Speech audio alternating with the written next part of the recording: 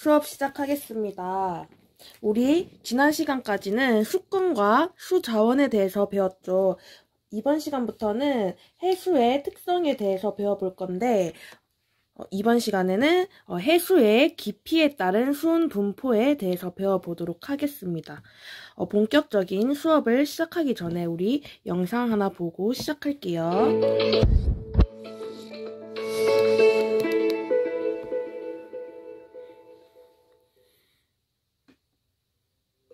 푸른 빛이 감도는 유령 같은 물고기가 깊은 바닷속을 유유히 헤엄친다.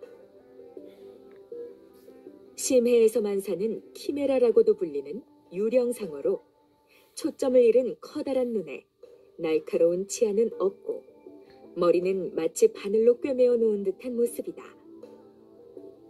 이처럼 심해에는 우리가 바닷가에서 흔히 보던 생물과는 아주 다른 모습을 한 생물이 살고 있다. 심해는 어떤 곳일까? 해수는 깊이에 따른 수온 변화에 따라 세 개의 층으로 구분한다. 먼저 해수면 부근. 해양 에너지가 대부분 흡수되어 수온이 높고 바람이 해수를 섞어주어 수온이 일정한 혼합층. 혼합층 아래에는 깊어질수록 수온이 급격히 낮아지는 수온 약층. 그리고 수온 약층 아래에는 해양 에너지가 도달하지 않아 수온이 낮고 일정한 심해층이 있다. 따라서 심해는 바다 깊은 곳으로 햇빛이 들지 않아 깜깜하고 수온이 낮기 때문에 유령상어는 빛을 볼 일이나 필요성이 거의 없어 죽어있는 듯한 불투명한 눈을 가지고 있으며 날카로운 치아 대신 해저에 분포한 작은 생물들을 분쇄해 섭취할 수 있는 구강 구조를 지녔다. 또 머리 주변의 점들은 어둠 속에서 길을 찾는 센서 역할을 하는 것으로 알려졌다. 우주만큼이나 알려진 것이 없는 심해. 심해에는 알면 알수록 신비롭고 신기한 생물들이 존재하고 있다. 자, 잘 봤나요? 그래서 오늘은 이제 해수에서 이제 깊이 내려가면 내려갈수록 어떻게 변화가 되는지에 대해서 배워볼 거예요. 우리 교과서 248페이지에 보면 여기 제일 위에 그림에 바다에 깊이 들어갈수록 해수의 온도가 어떻게 변할까? 라고 질문을 한다면 그냥 지금은 뭔가 단순히 바다에 깊이 들어가면 갈수록 해수의 온도가 낮아질 것 같죠. 왜냐하면 밖에는 태양 에너지를 받아서 따뜻한 쪽 온도가 높은데 깊이 내려가면 갈수록 태양 에너지의 영향을 덜 받아서 해수 온도가 점점 낮아질 것 같습니다. 자, 그러면 여기 교과서에도 나와 있네요. 교과서에 보면 햇빛을 잘 받는 해수면은 수온이 높고 해수면 아래로 깊이 내려가면 갈수록 해수의 온도가 이제 어떻게 구체적으로 변하는지 탐구로 알아보면 참 좋겠는데 우리가 직접 실험을 할 수 없으니까 실험 영상을 통해서 한번 알아볼게요.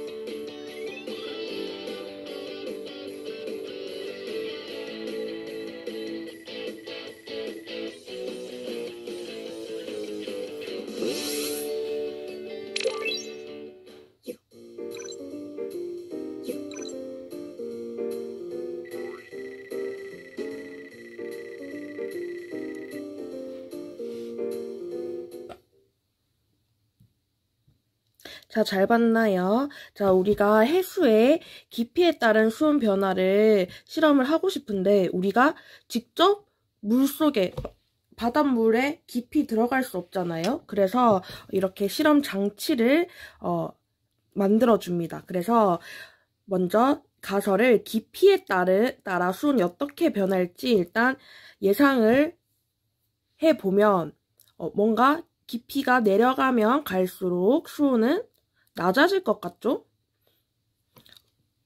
아까도 말했다시피 태양이 이렇게 비추고 있기 때문에 태양과 가까운 표면층은 해수면은 온도가 높을 것 같고 점점 내려가면 갈수록 낮아질 것 같습니다. 그래서 이 가설이 실제로 맞는지 우리가 아까 실험 영상을 통해서 실험을 해볼 수 있습니다. 자, 그 다음 깊이에 따른 수온을 알아보기 위해 측정기구를 설치한다. 측정기구가 온도계가 있었죠. 온도계를 어떻게 설치했죠? 길이가 서로 다르게 설치를 했습니다. 그죠? 그 다음 먼저 1단계는 햇빛의 영향만 한번 보고 그 다음 2단계는 햇빛과 바람 두 가지의 영향을 알아보는 방법으로 실험을 할 수 있어요. 자, 그러면 햇빛을 나타내는 기구는 뭐였죠? 적외선 등이었죠. 그래서 적외선 등을 어떻게 설치했죠? 빛이 수면에 닿을 수 있도록 수면 위쪽에 설치를 했습니다. 그죠? 여러분들은 자세히 쓰세요. 자, 그 다음 햇빛과 바람의 영향을 알아보기 위해서는 햇빛은 일단 적외선 등 그리고 바람은 선풍기를 설치했죠. 마찬가지로 설치 방법도 적외선 등과 선풍기가 수면에 닿을 수 있도록 두 개를 동시에 수면의 위쪽에 설치를 똑같이 하면 되겠습니다. 그래서 이렇게 우리가 실험을 했을 때 뭐 숫자를 써서 그래프로 나타내면 적외선 등만 비쳤을 때는 그냥 이렇게 낮아졌습니다. 점점 내려갈수록 낮아졌어요. 그런데 적외선 등과 선풍기, 바람을 같이 쐬주면 이렇게 일정해지는 구간이 있었어요. 영상에서 봤었죠? 이렇게 일정해지는 구간이 있었습니다. 자, 그러면 이거 두 개를 비교를 해보면 적외선 등, 즉 햇빛의 영향으로는 수온이 표면에서 가장 높았다가 햇빛의 영향을 안 받는 밑에 쪽에서는 점점 온도가 수온이 낮아진다는 것을 알 수 있죠. 그런데 여기에 바람이 들어가게 되면 이렇게 표면에 바람의 영향을 받는 표면은 이렇게 온도가 일정해지는 구간이 나타난다는 것을 알 수 있습니다. 그래서 과정 4의 결과를 사용한 기구 등과 관련지어 설명을 해보자는 쌤이 이제 막 말한 것처럼 설명을 하면 되고 그 다음 2번 실험 결과로부터 실제 바다에서 깊이에 따른 수온 변화에 영향을 주는 요인을 찾고 어떤 작용을 하는지에 대해서 이야기를 해보세요. 자, 그러면 우선 햇빛과 대응되는 것이 적외선 등이었죠. 그래서 햇빛, 즉 태양 에너지죠. 햇빛은 해수면 부근의 온도를 높게 하고 그쵸? 그리고 점점 내려가면 갈수록 햇빛의 영향을 받지 않기 때문에 온도가 낮아졌습니다. 그 다음 바람은 어떤 역할을 했죠? 바람은 해수면 부근의 해수면 부근의 온도를 일정한 구간이 생기게 합니다.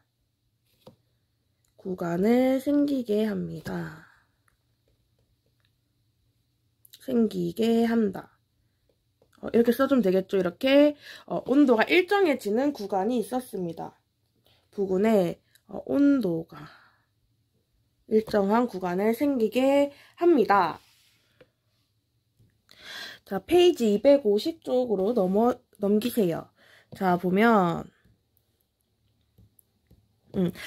적외선 등만 비추었을 때는 수면 가까운 곳에 수온이 가장 높고 깊이가 깊어질수록 수온이 점점 낮아졌습니다. 그죠? 근데 선풍기로 바람을 일으키면 수면 부근의 수온이 일정해졌습니다. 어떻게? 이렇게 일정해졌죠? 그래서 해수면 부근에서는 태양 에너지가 대부분 흡수되어 수온이 지금 높아요. 지금 이 밑으로 갈수록 깊이가 깊어지는 거고 이 오른쪽으로 갈수록은 수온, 온도가 높아지는 거예요.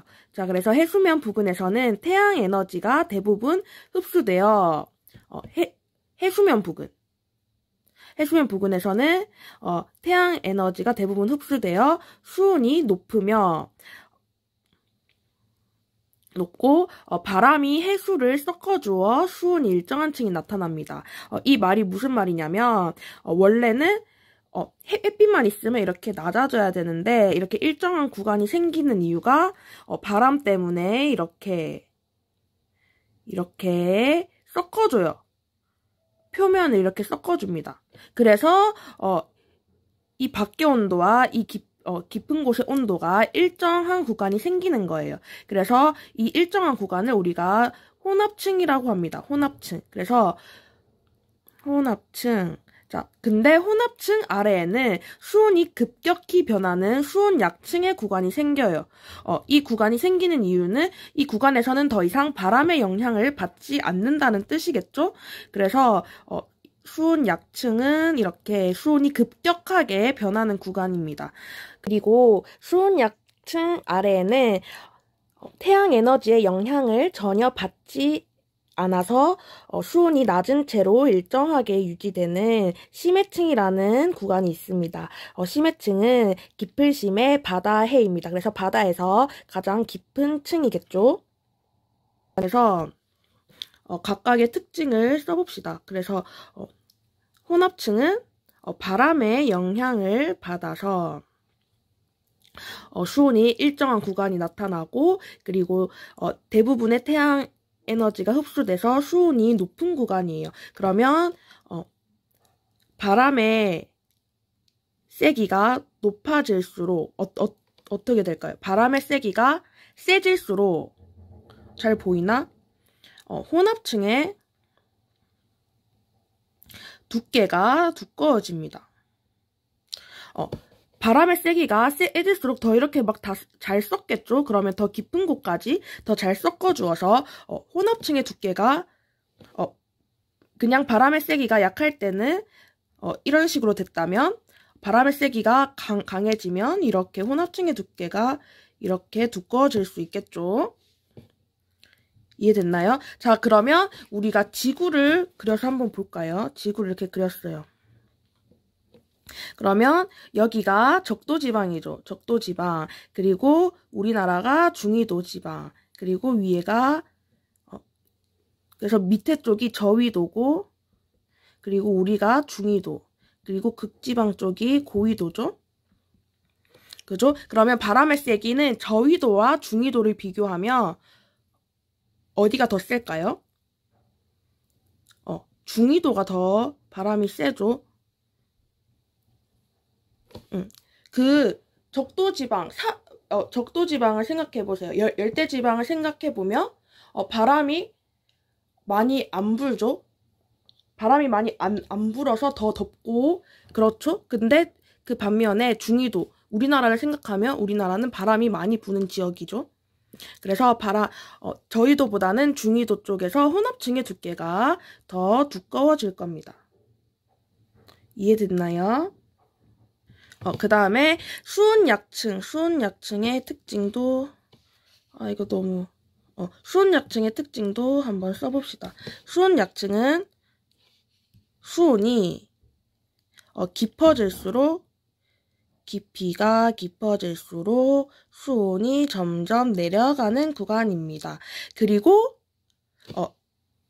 얘는 안정한 구간이라고도 할 수 있어요.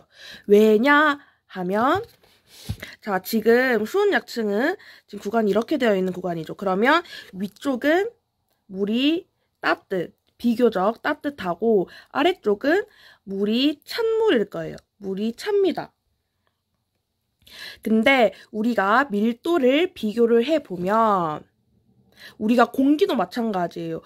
공기도 항상 찬 공기가 아래로 가고 따뜻한 공기가, 더운 공기가 위쪽으로 갑니다. 원래 찬 게 밀도가 더 높아요. 원래 찬 게 밀도가 더 높아서 찬 게 밑으로 가고 더운 게 위로 올라가요. 그렇기 때문에 지금 물에서 지금 밑에 수온 약층 같은 경우에는 아래쪽이 찬물이고 위쪽이 따뜻한 물이잖아요. 그래서 더 이상 이렇게 순환을 하지 않습니다. 이 상태로 그대로 유지가 돼요. 그죠? 그 말은 대류가 생기지 않는다.